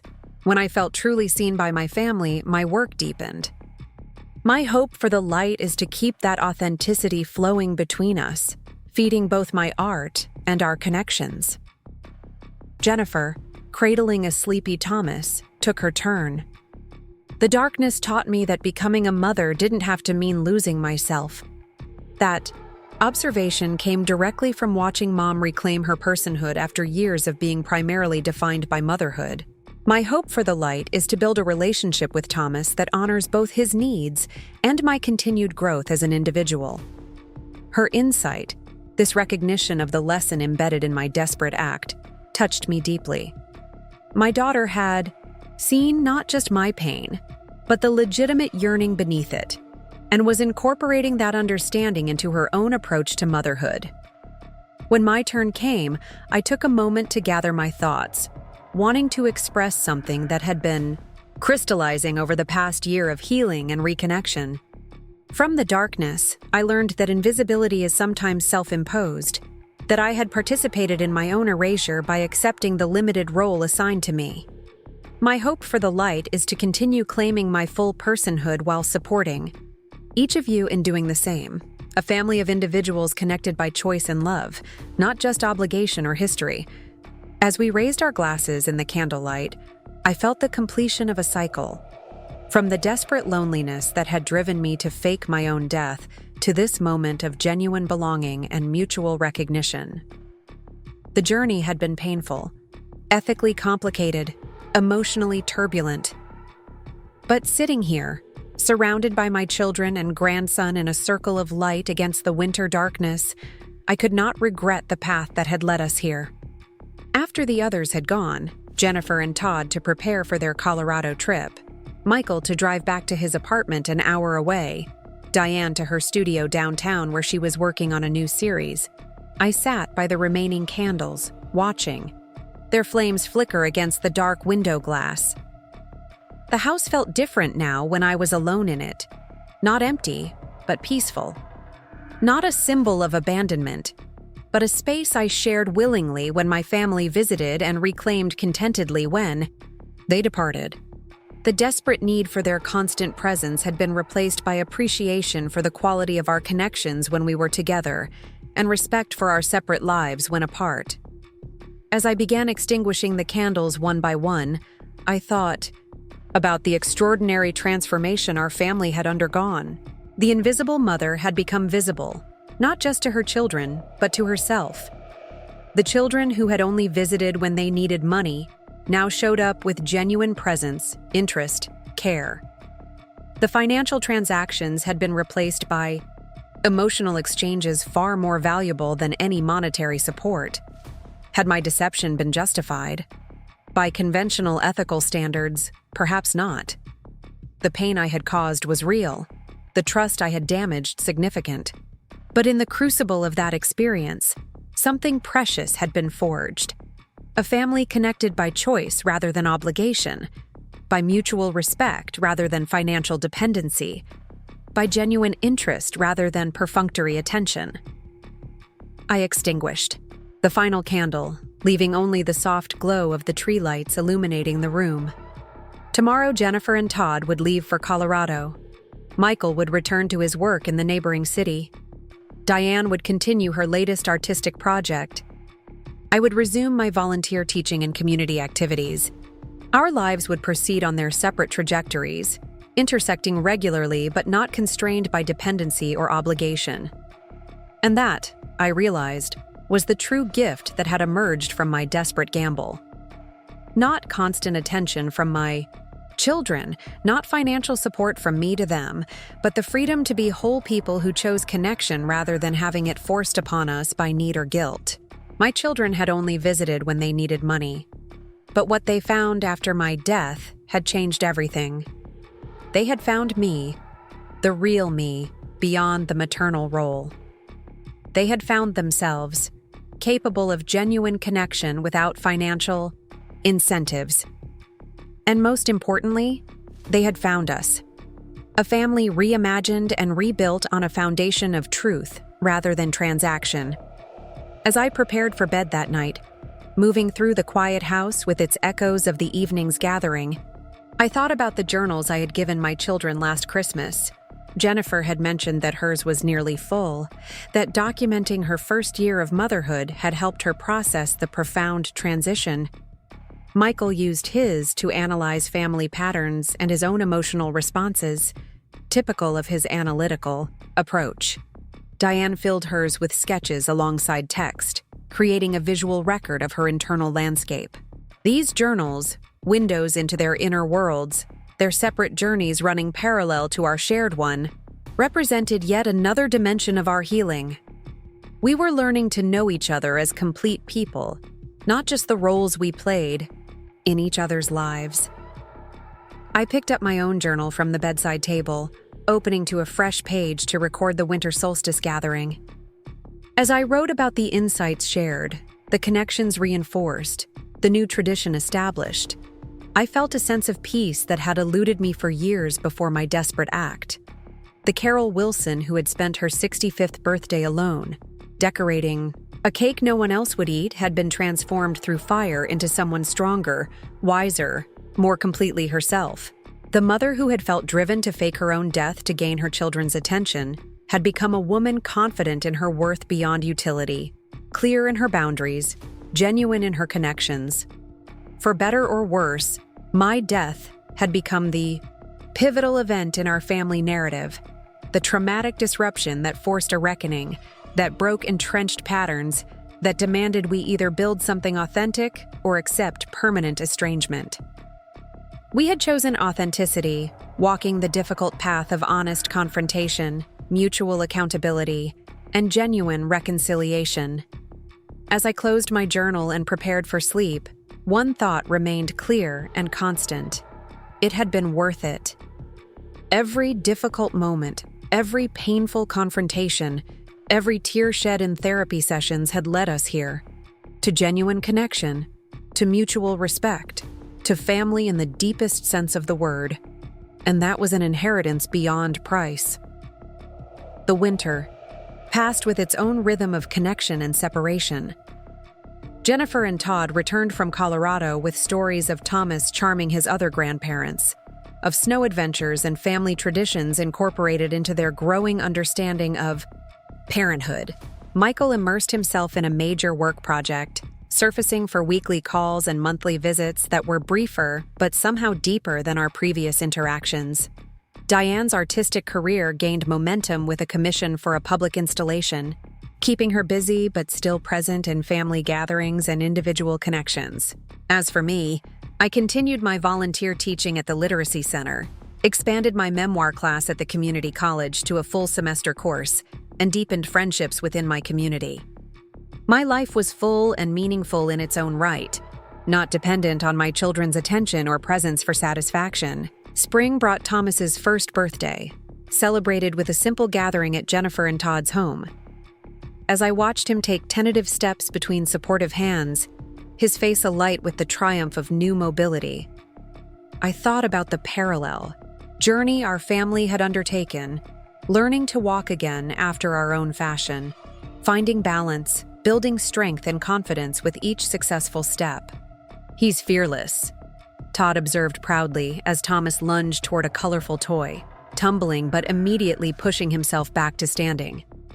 "Just like his mother," I replied, catching Jennifer's eye with a smile that acknowledged both the observation and the deeper recognition of traits passed through generations. The birthday celebration embodied our new family dynamic: present but not overwhelming, supportive without sacrificing individual expression, connected without codependency. Michael arrived with thoughtfully chosen gifts and genuine interest in his nephew's development. Diane created a personalized storybook featuring Thomas as the main character. We celebrated together, then dispersed to our separate lives, secure in the connections that remained intact between gatherings. As summer approached, bringing warmer temperatures and longer days, I received an unexpected invitation. The memoir class I taught had attracted attention from a regional publisher, specializing in local histories and personal narratives. They were interested in creating an anthology of work from my senior students, with me as editor and contributor. "We'd need a personal essay from you as well," the publisher explained during our meeting. "Something that explores the value of life storytelling, perhaps through the lens of your own experience." The opportunity was exciting, but raised an immediate question: how much of my own story was I willing to share publicly? The fake death, the family reconciliation, the lessons learned through that extreme journey? It was one thing to document these experiences in a private journal intended for family eyes only. It was quite another to craft them into a public narrative. I consulted with my children, determined not to make unilateral decisions about our shared story. Their responses revealed how far we had come in our healing journey. "It's your story to tell," Michael said thoughtfully when I called him. "We each experienced it differently, but the catalyst was your feelings of invisibility. That perspective deserves to be shared." "Just use fake names for us," Jennifer suggested pragmatically. "Focus on the emotional truth rather than identifying details." "I think it could help other families," Diane offered, her artist's eye seeing the universal within the particular. Not the fake death part, necessarily, but the recognition of how easy it is to reduce parents to their functional role, to stop seeing them as complete people. Their responses, thoughtful, supportive, acknowledging my right to share my experience while respecting our shared narrative, represented yet another layer of healing in our family. With their blessing, I began working on my contribution to the anthology, crafting an essay that honored the emotional truth of our journey without exposing the most private details. The writing process became unexpectedly therapeutic, allowing me to examine my desperate act and its aftermath with the perspective time had granted. As I shaped the narrative, focusing on themes of invisibility and motherhood, the yearning for recognition beyond utility, the courage required to disrupt destructive patterns, I gained new insights into my own journey. "I never thought of myself as brave," I told Margaret over coffee one morning, showing her the latest draft of my essay. "Desperate, yes, even manipulative, but not brave." "Courage takes many forms," she replied, looking up from the pages. "Sometimes it's the quiet endurance we typically associate with bravery. Sometimes it's the willingness to risk everything for truth. You did the latter." Her reframing, seeing strength rather than just desperation in my actions, offered yet another perspective on the story I was still integrating into my understanding of myself. Not just a woman driven to extremes by loneliness, but one who had found the courage to disrupt decades of destructive patterns, to demand recognition at the risk of permanent estrangement. When the anthology was published in early autumn, the response exceeded all expectations. Local bookstores hosted readings where my senior students shared their life narratives with appreciative audiences. Community groups invited discussions about family dynamics and intergenerational understanding.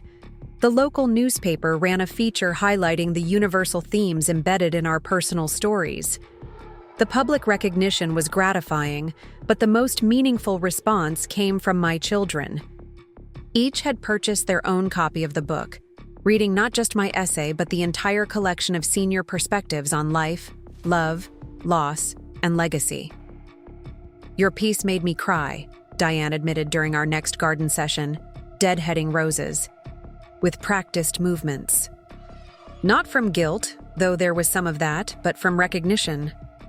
You captured what it feels like to be reduced to function rather than seen as a complete person. It's something everyone experiences in different contexts." Her insight, connecting my specific maternal experience to the universal human yearning for recognition, showed her artistic ability to find the shared humanity in particular circumstances. "I've recommended the anthology to colleagues," Michael told me during his next visit, "especially those struggling with aging parents. Your essay offers perspective without being preachy, helps adult children see their parents as people with ongoing stories, not just supporting characters in their own narratives." His practical application of the lessons embedded in my writing, extending our family's hard-won wisdom to others facing similar challenges, reflected his characteristic desire to transform understanding into action. Jennifer's response came in a more tangible form. She arrived for our regular Sunday dinner with a small, carefully wrapped package. "It's not a special occasion," I said, surprised by the gift. "It is, actually," she replied, settling Thomas on the floor with his favorite toys. "Your book was released exactly 1 year after your death. It felt significant, the public sharing of your story coinciding with the anniversary of its beginning." Inside the package was a delicate silver necklace with a pendant shaped like an open book. On the back, 3 words were engraved: seen, known, valued. "The 3 things we all want most," Jennifer explained as I examined the inscription with blurring vision. "What you taught us to give each other." Her gift, acknowledging both the painful catalyst of our transformation and the precious outcome, encapsulated the journey we had traveled together. From invisibility to recognition. From transaction to connection. From function to personhood. As winter approached again, bringing our 2nd annual winter solstice celebration, I found myself reflecting on the extraordinary cycle our family had completed. From my desperate act of self-erasure through the shock of revelation, the painful rebuilding of trust, the gradual healing of relationships, to this new equilibrium of authentic connection. We gathered once more around my table, the house warm with candlelight and evergreen boughs, Thomas, now a toddler, running excitedly between adults. The circle expanded to include several of my senior students who had become cherished friends through the anthology project. "Same tradition as last year?" Michael asked as we finished our meal. "One insight from the darkness? One hope for the light?" I nodded, pleased that he had remembered and valued this ritual we had established. "Who wants to begin?" Diane volunteered first, her artist's temperament embracing the symbolic reflection. "My insight from this year's darkness. Creation requires both solitude and connection. The withdrawal to hear one's own voice, and the return to share it with others. My hope for the light. To maintain that balance, neither isolating in independence, nor losing myself in relationships." Her articulation, precise, insightful, balancing seeming opposites, captured a wisdom our entire family had been learning. The dance between autonomy and connection, independence and belonging, that characterized healthy relationships at every stage of life. Michael followed, his analytical nature evident in his careful choice of words. "From the darkness, I've recognized how protecting oneself from vulnerability ultimately diminishes experience rather than enhancing it. My hope for the light is to continue practicing presence, showing up fully, not just physically but emotionally, in all my significant relationships." His reflection revealed the internal work he had been doing, the deliberate examination of defensive patterns, the conscious choice to engage more authentically despite the inherent risks of deeper connection. Jennifer, now confidently managing a squirming Thomas while maintaining her own presence in the conversation, took her turn. The darkness taught me that legacy isn't just financial or material. It's the patterns we pass down, the ways of seeing and being seen. My hope for the light is to ensure that Thomas inherits our hard-won wisdom about genuine connection, that he grows up knowing he matters for who he is, not what he provides. Her insight, this recognition of the broader definition of inheritance our family had discovered, touched on the very heart of our shared journey. We had moved beyond the narrow understanding of legacy as material provision to embrace its deeper meaning as emotional patterns, relational wisdom, capacity for authentic connection. When my turn came, I touched the book pendant at my throat, a tangible reminder of visibility hard-won and now celebrated. From this year's darkness, I've learned that sharing our stories, however painful or complicated, creates bridges of understanding not just within our immediate circle, but beyond it. My hope for the light is that by continuing to speak our truths with courage and compassion, we participate in a wider healing that extends far beyond our family. As we raised our glasses in the warm glow of candlelight, I felt a profound sense of completion. Not that our journey was finished, family relationships continue evolving as long as we live, but that we had successfully transformed the painful catalyst of my death into a foundation for authentic living. The desperate woman who had sat alone on her 65th birthday, decorating a cake no one else would eat, had been transformed through fire into someone stronger, wiser, more completely herself. The mother who had felt driven to fake her own death had become a woman confident in her worth beyond utility, clear in her boundaries, genuine in her connections. My children had only visited when they needed money. But what we all had found after my death changed everything. We had discovered each other as complete people, worthy of recognition beyond our functional roles. We had built relationships based on mutual respect rather than transaction or obligation. We had created a family connected by choice, by effort, by genuine understanding. As the evening drew to a close, guests departing with warm embraces, Michael and Jennifer helping clear the table while Diane entertained an increasingly sleepy Thomas with shadow puppets on the wall, I felt a quiet joy settle deep in my bones. The kind of contentment that comes not from perfect circumstances, but from authentic presence within imperfect ones. Later, after everyone had gone, Michael to his apartment an hour away, Jennifer and Todd taking a sleeping Thomas home, Diane to her downtown loft studio, I sat alone by the tree lights, savoring the peaceful solitude that no longer felt like abandonment. The house around me held echoes of the evening's gathering. Laughter, conversation, the patter of Thomas's feet, the clink of glasses raised in toast. But it also embraced my separate self, the woman who existed complete and whole, whether in company or alone. The person my children now truly saw, beyond her maternal function. As I prepared for bed, hanging Jennifer's necklace carefully on my jewelry stand, I thought about the extraordinary journey catalyzed by my desperate act. Had it been the right thing to do? By conventional ethical standards, perhaps not.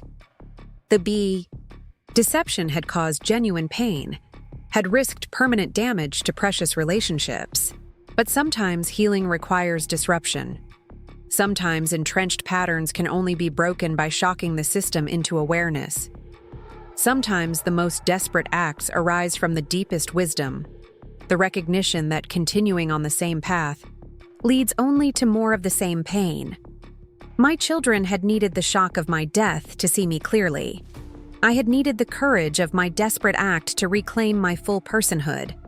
None of us had chosen the path we ended up walking, but it had led us here, to authentic relationship, to mutual respect, to family in the deepest sense of the word.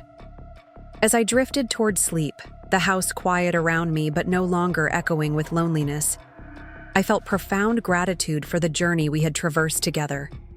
From isolation to connection, From invisibility to recognition. From function to personhood. From transaction to love. My children had only visited when they needed money, but what they found after my death had changed everything. And in that transformation, we had all received the inheritance that mattered most, the capacity for genuine connection, the recognition of what truly matters, the ability to see beyond roles to the real people beneath. And that, perhaps, was the greatest legacy of all. Up next, you've got 2 more standout stories right on your screen. If this one hit the mark, you won't want to pass these up. Just click and check them out.